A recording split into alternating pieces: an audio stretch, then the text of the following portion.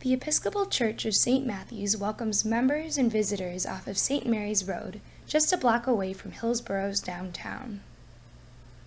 The chapel that seats St. Matthew's congregation every Sunday is one of the oldest Gothic Revival church buildings in North Carolina. Construction of the building was completed in 1826 by one of the South's best architects at the time. Since then, the church has had many additions and alterations. The most recent renovations were made several years ago to preserve and restore the details of its antebellum style. Members of the church are well versed in the building's history, especially the Reverend Brooks Gravener, who has just marked his 20th year as St. Matthew's rector. He's maintained an active and dedicated congregation, with many involved in the parish staff, choir, Bible study, and outreach. But some of St. Matthew's most involved members are the youth. Yes, Sunday morning services aren't always the most desirable place to be when sleeping in is such a rarity during the school year. It's no secret that some members of the congregation might rather still be under the covers than reading from the Book of Common Prayer or reciting the Nicene Creed in a voice that is inescapably dull and monotonous. They're teenagers with social lives and schoolwork, guns and Harry Potter books, and boyfriends and girlfriends. Jonathan is a sophomore at Cedar Ridge, one of Hillsborough's 2 public high schools. His home is a quick drive from downtown Hillsborough or a 25-minute bike ride, which he often makes with his friends. He has plenty of land around him at home, and it's full of 70-foot pines that in no way intimidate him with a chainsaw in his hand. After school, Jonathan and his friend Eli head out into the woods to harvest some excitement and extra firewood. Hunter, an old friend of Jonathan's and also a sophomore, spends time after school in Cedar Ridge's woodshop. He takes a woodshop class during the day and participates in woodworking competitions with other high school students in the state. As a member of the Youth Episcopal Diocese of North Carolina, Hunter has to balance many commitments and responsibilities along with his hobbies. But teenage life can often feel cluttered and stressful.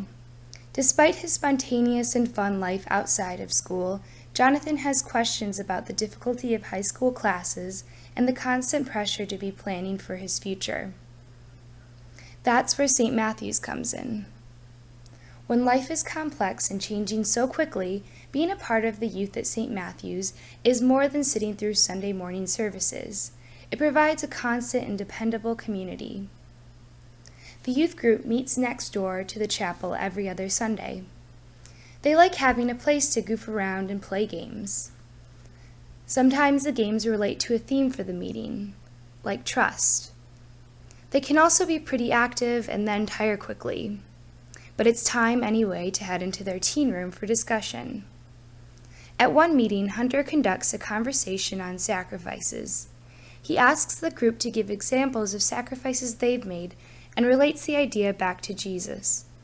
One of the members says that sacrifice is what holds a community together. Others talk about how it's played into their friendships and academics. He also leads them in a simple prayer before dinner that goes, God, food, good. The next week they attempt to sum up their lives by fitting them into a time capsule. They fill it with pictures and letters and dig a hole for it to sit 10 years, hoping that a new generation will get a glimpse of what middle and high school life was like in 2010.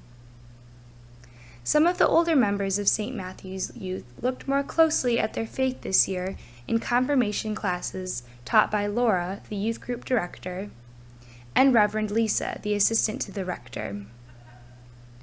Lisa teaches them the history of the chapel's stained glass windows in their last class of the year, and the students become interested in the biblical symbols scattered throughout the windows. After months of classes, discussions of the significance of their faith, and a rehearsal, the class put on their best suits and dresses for the confirmation service at the end of April.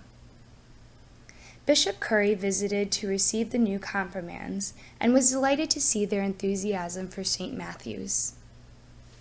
At this small church in Hillsborough, the youth have found a sense of devotion to the church, their faith, and each other. It is a tight-knit group of teenagers who are surprisingly thoughtful and appreciative of the role St. Matthew's plays in their lives. It is a place to find peace and tradition, or a buddy to wrestle, or lifelong friends, or even a little bit of affection. The youth at St. Matthew's have a place to worship and grow spiritually and still be teenagers.